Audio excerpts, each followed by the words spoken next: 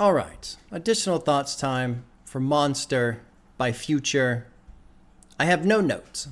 And I mention that because I'm trying to figure out what that means. When I spend time with an album and I don't take notes, when other times I do take notes, sometimes take a lot of notes, sometimes I don't hardly take any. Haven't really found any kind of substantial meaning behind that.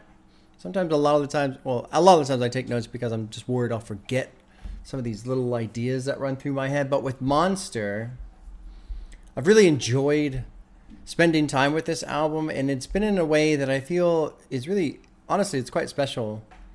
I walk away from this album feeling like I haven't really heard anything like this before. And the title being Monster, and I think on Throwaway he says, deep down, I believe you know you're a monster too, in reference to this other girl. And I think that line is so, I think it's absolutely critical of the entire album. And everything I'm going to say, I think is done so well and so subtly, I don't even know if it's intentional. I don't really know if it's intentional. And in that, I've gotten into my own feedback loop of being excited about the idea because I feel like it's done so well because it doesn't even know he's doing it, which is why he's doing it so well. But how can he be doing it so well if he doesn't know he's doing it? That whole weird thing. When I listen to Monster, and I really just kind of let it be, and I zoom out from it, the album, to me, the experience I have is the whole idea is being with a person who makes you, a better version of yourself. And it's incredibly relatable because of that. And then that person exiting your life. Now with the album, obviously it's very specific. It's about a relationship. And so, that all that stuff is true. And I'm not trying to refute that. But really what I think of with this album and why I feel like it's so just unique is because it is extremely relatable on that level, because we as people, we go through lives and we meet others, and it's those rare persons that we cross paths with, right? Where maybe it's, a romantic relationship, maybe it's parents, maybe it's siblings, maybe it's friends, maybe it's people we work with, whoever it is. But every now and then we come across someone who just makes you a little better, maybe you're a little bit more inspired. Maybe at work, that person's just a little bit more thorough or pays more attention or has a little bit more motivation and just kind of pushes you to do a little bit, whatever it is. And then, like it always happens in life, nothing's forever. That person departs from your life and you're just left with you again. Whatever that is. And I think it's hard to kind of put into words. With the album itself, the reason why I get this is because those first 3 tracks are so important. You've got Radical, you've got Monster, and then it spills into Throwaway, and it's got the 2 parts. But you can tell, first of all, it seems to me pretty apparent. I'm going to assume that the term monster, that struck a note with Future in some way or another. I'm assuming she said that to him at one point. She called him a monster. And that just hit. That landed in some way. And especially with the second track, Monster, you can almost, it's almost like a painful reflection. Like looking at others and being, man, I don't like how you people are, and I don't, you're just not quite the type of people I want to be around, and viewing them in a certain way, and then being called that. I think that's a stinger right there.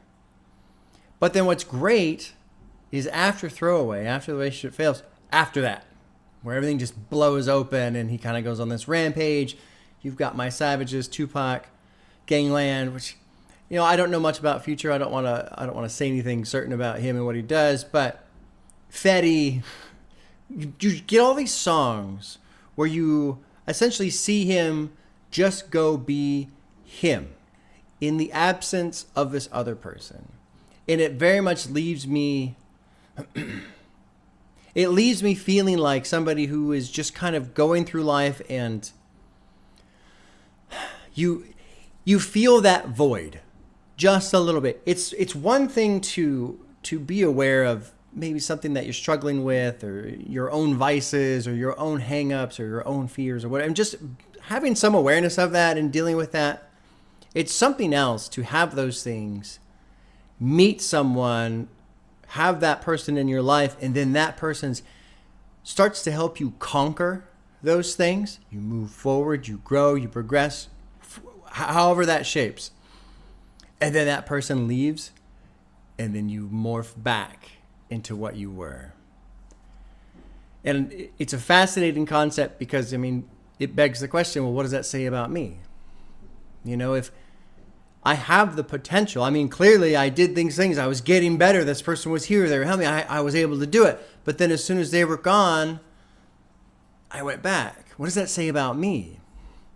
And with it concluding on Coding Crazy, I feel like that song specifically is really just kind of like this weird emotional assessment of the self. And I hope that doesn't sound too fancy, right, in terms of language, but it's this great trap song. I can see why so many people say it's amazing. There are a couple of people who were saying before the reaction that they were hoping to see Sideways Bob on that.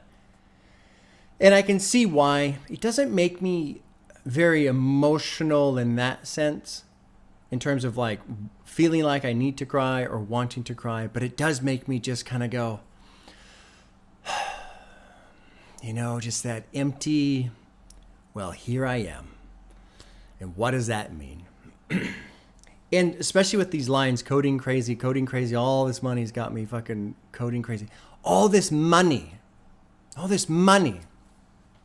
And it put into mind an idea of, when we go through life and we try and make decisions and we hope for things and we strive for these goals, and, you know, if things go right, if they go right, as we, you know, see it in our mind, then they'll go according to this plan that we've envisioned for ourselves. And then when we get to this place, okay, all right, everything's all good now. And the album kind of has that. You go through this, but then at the end of the album, you essentially get there, kind of. But nothing's solved. You're still you. The issues that still linger are still there. Nothing's necessarily changed. You still miss the person that's gone. It's really kind of fascinating.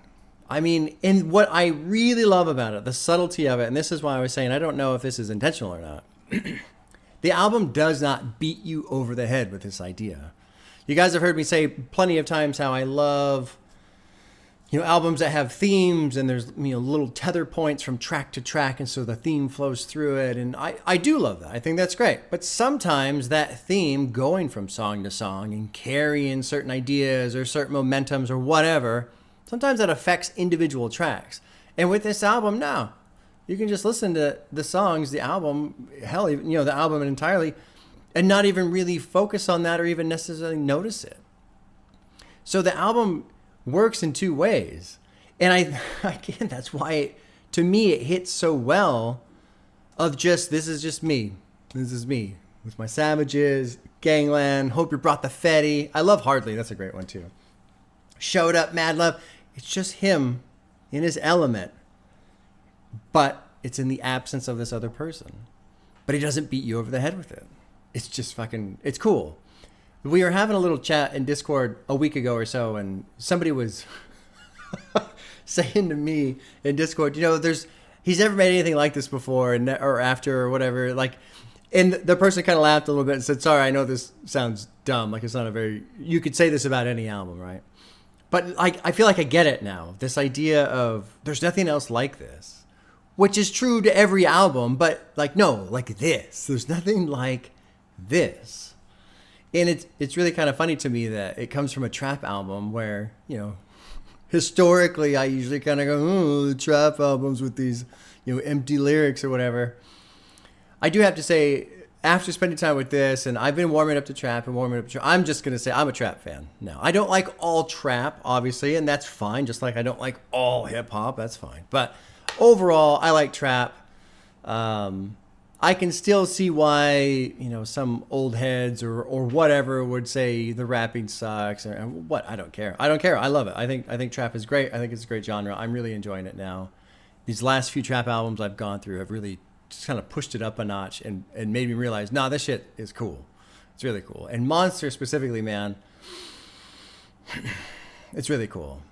And I went back and forth on the idea of Future being an actual monster, that idea, because I don't really necessarily agree with that. No, it's kind of ridiculous for me to have an opinion either way, right? Like, I don't know the guy, I don't know how he lives his life.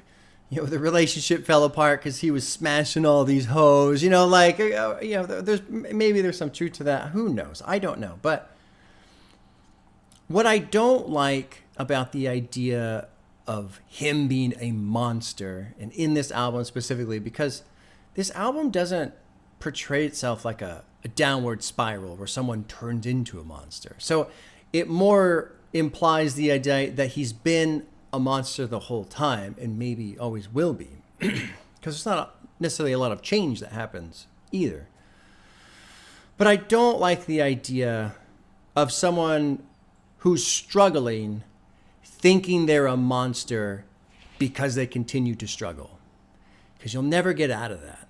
If you stay in that mindset, if you think that struggling and having a hard time overcoming challenges and all these other, and you fail and you don't, whatever, and that makes you a terrible person, a monster, it's not true. It's just hard. I think the real monster is the person who doesn't try at all.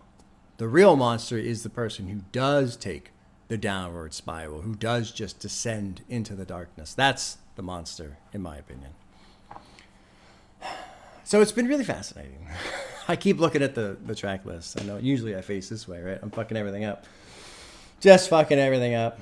Anyway, there you go. There's my thoughts for Monster. I hope that made sense. I hope I'm not putting too much of my own idea into the album. But that's the experience I had, and really that's all I want to do. I just want to share my experience. I don't want to be in the position of reviewing and critiquing and saying why something's good or why something's bad. I just want to share my experience. That's all that really matters, in my opinion. If I like it or not, doesn't really matter, because if you guys like it or not, that's up to you. You know, I don't want to fiddle with that.